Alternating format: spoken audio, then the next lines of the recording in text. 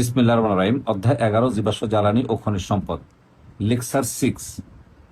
আজকে আমি তোমাকে এই লেকচারে শেখাবো পলিমাকরণ বিক্রিয়ার বিক্রিয়া কৌশল। এই বিক্রিয়া কৌশল জানতে গেলে প্রথমে ছোট্ট একটা জিনিস যদি ভালো করে জানো, তাহলে পুরো বিক্রিয়াটাই তোমার আয়ত্তে চলে আসবে। সেটা হলো কোন বন্ধন ভাঙে, ভাঙ্গার পর কি হয়, এতটুকু জানলেই হবে। এখন আমি বিস্তারিত দেখাচ্ছি। কার্বন কার্বন দ্বিবন্ধন যখন থাকে তখন এই দুইটা বন্ধনের দুইটা নাম থাকে। আমি একটা কালো কালি দিয়ে দেখাইছি এবং আর একটা লাল কালি দিয়ে দেখাইছি। এই ক্ষেত্রে আমি কালো কালি দিয়ে সিগমা বন্ধনকে বুঝাইছি, এটা শক্তিশালী বন্ধন, এবং লাল কালি দিয়ে আমি পাই বন্ধনকে বুঝাইছি, এবং এই পাই বন্ধনটা অপেক্ষাকৃত দুর্বল বন্ধন। উচ্চ চাপ, উচ্চ তাপ এবং প্রভাবকের উপস্থিতিতে সাধারণত এই পাই বন্ধনটা ভেঙে যায়। প্রশ্ন হলো ভেঙে যাওয়ার পর কি হবে। খুব ভালো করে লক্ষ্য করো, ভাঙ্গার সাথে সাথেই কার্বন কার্বনযুক্ত দ্বিবন্ধনযুক্ত যে কার্বনগুলো আছে তার প্রত্যেকটা কার্বনের একটা বন্ধন মুক্ত হয়ে যাবে। এক্সাম্পলটা দেখো, যখন এখানে দেখো এই কার্বন কার্বন, এই ডাবল বন্ড, এই দেখো আমি যদি এই লাল বন্ধনটাকে সিগমা বন্ধন বলি তাহলে লালটা থেকে যাবে। যদি আমি এখানে উচ্চ তাপ উচ্চ চাপ প্রভাবক ব্যবহার করি তখন এই যে পাই বন্ধনটা ভেঙে যাবে। ভেঙে গিয়ে দেখো এখানে সিগমা বন্ধন রয়ে গেল, পাই বন্ধনটা দুই কার্বনের পাশে মুক্ত হয়ে গেল। এই যে ভেরি ভেরি ইম্পর্টেন্ট জিনিসটা, এই জিনিসটা জানলেই কিন্তু তুমি পলিমাকরণ বিক্রিয়াগুলি পারবে। উদাহরণটা দেখো, যেমন দেখো এখানে 2 অণু ইথিন আছে। এখন এই 2 অণু ইথিনকে যদি আমি 1000 এটিএম চাপ, 200 ডিগ্রি সেন্টিগ্রেড তাপমাত্রা এবং সামান্য পরিমাণ অক্সিজেনের উপস্থিতিতে উত্তপ্ত করি, তখন দেখো কি হয়। আমি এখানে সুন্দর করে ফাঁকা রাখছি। বলো এখানে আছে একটা সিগমা বন্ধন, একটা পাই বন্ধন, তাহলে এই সিগমা বন্ধনটা থেকে যাবে। দেখো পাই বন্ধনটা এই দুই দিকে মুক্ত হয়ে যাবে, দুই কার্বনের দুটো মুক্ত হবে। ফলে এটা হলো একটা, এই যে একটা অণু আসলো। এখন এ দেখো আরেকটা অণুকে আমি লাল কালি দিয়ে দেখাইছি, এখানে যেহেতু দুইটা অণু লাল কালি দেখাইছি, তাহলে এখানে যে ডাবল বন্ড আছে এই ডাবল বন্ডটা এখানে সিঙ্গেল বন্ড হবে, ফলে এখানে আরেকটা বন্ড মুক্ত করবে। আর এই বন্ড আর এই বন্ড একই বন্ড, এই বন্ডটা দুই কার্বনকেই মিন করে বা দুই কার্বনের জন্য কাউন্টেড। অটোমেটিক্যালি কিন্তু এই দুইটা অণু দেখো একসাথে জোড়া লেগে গেল। এখন এটাকে আমরা এত লম্বা করে না লিখে তখন আমরা কিভাবে লিখি, এখানে একটা বন্ড দিই, এখানে একটা বন্ড দিই, এখানে একটা বন্ড দিই, এখানে একটা দাগ দিই, এখানে একটা দাগ দিই, এখানে একটা টু লিখে দিই। তার মানে দুইটা অণু মিলে, এই দুইটা অণু মিলে একটা বড় অণু গঠন করছে। তখন এই যে ছোট অণুগুলো আছে, যে দুইটা অণু, এদেরকে বলা হয় মনোমার, আর যে উৎপন্ন যৌগটা আছে এটাকে বলা হয় পলিমার। একইভাবে যদি আমি তিনটা দেই, এই যে দেখো তিনটা দিই, তাহলে দেখো এ একটা আছে, দেখো এ একটা আছে, দেখো এ একটা আছে। ডেফিনেটলি দেখো তাহলে এখানে যে ডাবল বন্ড আছে এখানে একটা সিঙ্গেল বন্ড হবে, এখানে ফ্রি বন্ড মুক্ত করে দিবে। এই বন্ডটা এসে আবার এই 2 নম্বর, এখানে তো এই একটা অণুর হিসাব দেখালাম, তিনটা অণু আছে, তাহলে মাঝখানে আরেকটা অণু আছে, তাহলে এখানে আবার সেই অণুরা ডাবল বন্ডটা ভেঙে সিঙ্গেল বন্ড হবে, এখানে একটা বন্ড মুক্ত, দুই পাশে দুইটা বন্ড মুক্ত করবে। এই বন্ডটা দুই কার্বনের জন্য কাউন্টেড হয়, তাই আলাদা করে দেখানোর প্রয়োজন হয় না, অটোমেটিক্যালি দুইটা জোড়া লেগে গেল। দেখো আরেকটা আছে, এখন আসে সেটা, এখানে একটা সিঙ্গেল বন্ড হবে, এখানে একটা সিঙ্গেল বন্ড হবে। তার মানে এই সিগমা বন্ড দেখা গেল, পাই বন্ধনটা দুই পাশে চলে গেল, এটা ফ্রি হয়ে গেল, এটা এখানে লেগে গেল। এভাবে অসংখ্য অণু লাগতে থাকে। এখন এটাকে যদি আমরা সংক্ষেপে লিখি তখন এখানে একটা বন্ড দিই, এখানে একটা বন্ড দিই, এখানে একটা বন্ড দিই, এখানে দাগ দিই, এখানে দাগ দিই, এখানে এই যে এখানে 3 দিয়ে দিই। নিশ্চয়ই তুমি বুঝতে পারছো। এইভাবে আমরা প্রথমে 2 অণু দেখালাম, তারপর 3 অণু দেখালাম। এখন যদি আমরা n সংখ্যক অণু দেখাই তখন আমরা একেবারে সিমিলার 2 নম্বরের মতো দেখাবো। শুধু এই যে একটা অণু দেখায়, এই যে পাশের যে n সংখ্যক ভিন্ন অণু আছে নিচে এসে এই যেটাকে পাশে দিয়ে দিবে নিচে, তখন বুঝাবে এটা একটা বড় অণু গঠন হলো, এটা হলো পলিমার, এটা হলো মনোমার। আর এই যে প্রক্রিয়াটা, এটা হলো পলিমারকরণ বিক্রিয়া। এখন দেখো এই পলিমারকরণ বিক্রিয়া বোঝানোর জন্য আমি প্রথমে তোমাকে মেকানিজমটা বুঝাইলাম। মূলত আমার মূল কোশ্চেন হলো এটা, যে পলিমারকরণ বিক্রিয়া কাকে বলা হয়। দেখো পলিমারকরণ বিক্রিয়া কাকে বলা হয়, পলিমার এবং মনোমার কি প্রকারভেদ দেখো। তাহলে হচ্ছে উচ্চ চাপ, এই যে দেখো উচ্চ চাপ, উচ্চ তাপ, উচ্চ তাপ ও উচ্চ চাপ এবং প্রভাবকের উপস্থিতিতে এক বা একাধিক পদার্থের অসংখ্য ক্ষুদ্র ক্ষুদ্র অণু পরস্পরের সাথে যুক্ত হয়ে একটি বড় অণু গঠন করে, তখন তাকে এই পলিমারকরণ বিক্রিয়া বলা হয়। উৎপন্ন যে পদার্থ আছে তাকে পলিমার বলা হয়, এবং বিক্রিয়ক যে ছোট অণুগুলো যুক্ত হয়েছে তাদেরকে মনোমার বলা হয়। এখন এই যে প্রকারভেদ আছে, এই পলিমারকরণ বিক্রিয়া হলো দুই প্রকার। একটা হলো দ্রুত বিক্রিয়া বা সংযোজন বিক্রিয়া, আর একটা হলো ঘনীভবন বিক্রিয়া। এখানে খুবই সুন্দরভাবে লিখবা কিভাবে, একই যৌগের অসংখ্য অণু যদি পরস্পর যুক্ত হয়ে বড় অণু গঠন করে তখন তাকে দ্রুত পলিমারকরণ বিক্রিয়া বলা হয়। যেমন দেখো এখানে খেয়াল করো, এই যে কিছুক্ষণ আগে এই বিক্রিয়াটা দেখালাম, দেখো এটা হলো এন সংখ্যক ইথিন, এই যে 1000 এটিএম সাব 200 ডিগ্রি সেন্টিগ্রেড এবং সামান্য অক্সিজেন উপস্থিতিতে এই পাইবন্ধন ভেঙে খুলে দিয়ে অসংখ্য অণু পরস্পর যুক্ত হয়ে দেখো পলিথিন উৎপন্ন করছে। তাহলে এই যে বিক্রিয়াটা আছে, এই যে পলিথিন, এটা হলো পলিমার, আর এটা যেটা আছে এটা হলো মনোমার, এটা হলো ইথিন।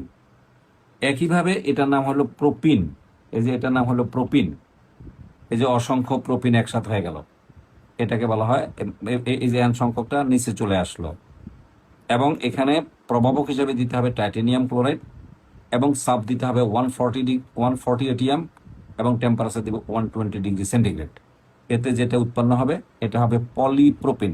এটা হলো পলিথিন, এটা হলো পলিপ্রোপিন। পলিপ্রোপিনকে সংক্ষেপে পিপি লেখা হয়। এবার আসো, এটার নাম হলো ভিনাইল ক্লোরাইড। আমি লিখে দিচ্ছি, এটার নাম হলো ভিনাইল ক্লোরাইড। এই যে ভিনাইল, এই যে ক্লোরাইড, যে ভিনাইল ক্লোরাইড, এই যে CH2 ডাবল বন্ড CHCl, তখন এখানে একটা বন্ড ভেঙে গেছে, দেখা একটা বন্ড ভেঙে গেছে, এই যে, আর ক্লোরিনটা ঠিকই আছে, একটা বন্ড ভেঙে এই পাশে চলে আসলো, এই কারণ একটা বন্ড এই পাশে চলে আসলো, আর এন সংখ্যক অণু নিচে দিয়ে দিলা। এখানে আলাদা আলাদা এন সংখ্যক অণু আছে, এখানে এন সংখ্যক অণু পরস্পরের সাথে যুক্ত হয়ে একটা বড় অণু গঠন করছে। এটা হলো তোমার যে পলিভিনাইল ক্লোরাইড, যেটাকে আমরা PVC বলি, PVC, পলিভিনাইল ক্লোরাইড। নিশ্চয়ই তুমি বুঝতে পারছো। এবার আসো ঘনীভবনের, অর্থাৎ পলিমারকরণের দ্বিতীয় প্রকার ঘনীভবন পলিমারকরণ বিক্রিয়া। এই বিক্রিয়াটা শেখানোর আগে আমি তোমাকে বিক্রিয়ার মেকানিজমটা শিখাচ্ছি। দেখো খুব ভালো করে মেকানিজমটা, একেবারে একেবারে ভেঙ্গে ভেঙ্গে তোমাকে দেখাচ্ছি, ভেঙ্গে ভেঙ্গে দেখাচ্ছি। দেখো এখানে আমি প্রথমে কালো কালি দিয়ে দেখাচ্ছি, আর লাল কালি দিয়ে আমি ব্যাখ্যা করছি। পরীক্ষার হলে তুমি কালো কালিটা দিবা, লাল কালিটা দেখার দরকার নেই, অথবা লাল কালিটা দিবা, কালো কালিটা লেখার দরকার নেই। এটাকে বলা হয়, দেখো কার্বন কয়টা, একটা, দুইটা, একটা, আর এখানে দেখো চারটা আছে, তাহলে একটা, চারটা, পাঁচটা, এই একটা কার্বন, ছয় কার্বন হলো হ্যাক্সেন। তাহলে এটাকে বলা হয় হেক্সামিথিলিন ডাইওয়িক অ্যাসিড। এই C+S, এটাকে উইক অ্যাসিড বলা হয়, দুইটা আছে জন্য ডাই বলা হয়েছে। তাহলে এটা হলো হেক্সামিথিলিন ডাইওয়িক অ্যাসিড। আর এটার এই বিশেষ করে ল্যাটিন নাম হলো অ্যাডিফিক অ্যাসিড। এটা তোমার অবজেক্টিভে আসবে, অ্যাডিফিক অ্যাসিডের সংকেত কি, অথবা শর্ট কোশ্চেন সৃজনশীল কতে 1 মার্কস হিসেবে থাকবে অ্যাডিফিক অ্যাসিড। আর এই যে যেটা এই যৌগটা আছে, এই যৌগটা হলো তোমার এই যে CH2 6 আছে এখানে, তাহলে 6টা কার্বন আছে এখানে, নাইট্রোজেন আছে, তাহলে কার্বন নাই, তাহলে 6টাই আছে কার্বন, তাহলে হেক্সামিথিলিন। এখানে 2টা অ্যামিন আছে, এটা অ্যামিনোমূলক, তাহলে এটা ডাই অ্যামিন, এই যে ডাই অ্যামিন, হেক্সামিথিলিন ডাইঅ্যামিন। এখন দেখো আসলে বিক্রিয়াটা কিভাবে হয় সেটা আমি দেখাই দিচ্ছি খুব সুন্দর করে। দেখো এই C+S কে আমরা এই ওএসটাকে আলাদা করে ফেলতে পারি, এর ডান পাশে যে COS আছে এখান থেকে আমরা ওএসটাকে আলাদা করে ফেলতে পারি। আর এখানে NH2 থেকে একটা H কে আলাদা করে দিতে পারি, এখানে NH2 থেকে একটা H কে আমরা আলাদা করে দেব। আলাদা করে দেওয়ার সাথে সাথে একটা জিনিস খেয়াল করে দেখো, যখনই আমরা দুইটা যৌগকে একসাথে করব, মানে বিক্রিয়া দিব, তখন এখান থেকে OH বের হবে, তখন এই কার্বনের একটা হাত মুক্ত হবে। দেখো এই যে দেখো আমি অ্যারো দিয়ে নিচে রেখে দিছি, এই যে অ্যারো দিয়ে দিলাম, দেখো এই যে CO, যেহেতু OH বের হয়ে গেছে, তখন এই OH এর পরিবর্তে একটা বন্ড ফ্রি হয়ে গেল। আর এতটুকু অংশ ঠিক আছে, CH2 হোল 4, এই CH2 হোল 4 ঠিক আছে, এই CO ঠিক আছে, এই যে CO ঠিক আছে, এই যে OH যখন বের হয়ে গেল, তখন এই যে বন্ড আছে, এই বন্ডটা দেখো মুক্ত হয়ে গেল। নিশ্চয়ই এই পার্টটা থেকে এই পার্টটা বুঝছো। এবার এখানে আসো, যখন এইখান থেকে এই হাইড্রোজেনটা বের হয়ে যাবে, তখন একটা বন্ড খালি হবে, এই খালি হাত দিয়া সে এই পাশের এই যে এখানে যে CO আছে, এই CO কে ধরে ফেললো, এই দেখো CO কে ধরে ফেললো, এই CO কে ধরে ফেললো, এই যে NH, দেখো এই যে NH, এই যে NH, এটা বের হয়ে যাওয়ার কারণে ওই হাত দিয়ে সে এই বামেরটাকে ধরে ফেললো, বিনিময়ে বাকি যা আছে তার থেকে গেল, এই পাশে এটা থেকে গেল, আর এখানে দেখো NH, দেখো NH হয়ে গেল, এই যে OH বের হয়ে গেল, ফলে এই যে এক বন্ডটা খালি হয়ে গেল।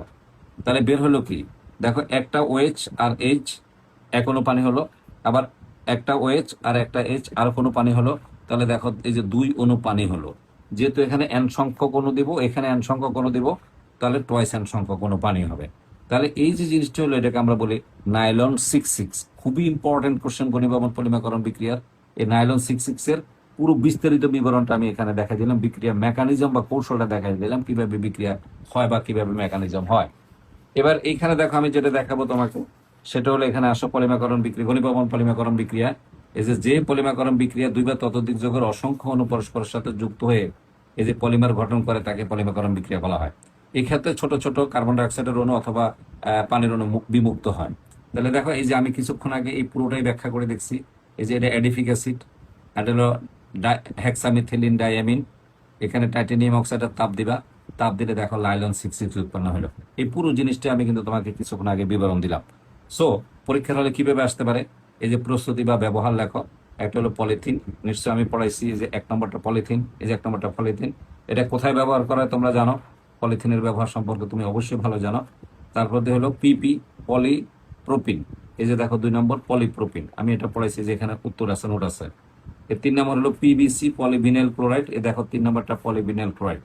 এই যে 4 নম্বরটা হলো লাইলন 66, এই যে দেখো লাইলন 66, এবং এখানেও আমি বিবরণ দিয়ে দিছি লাইলন 66।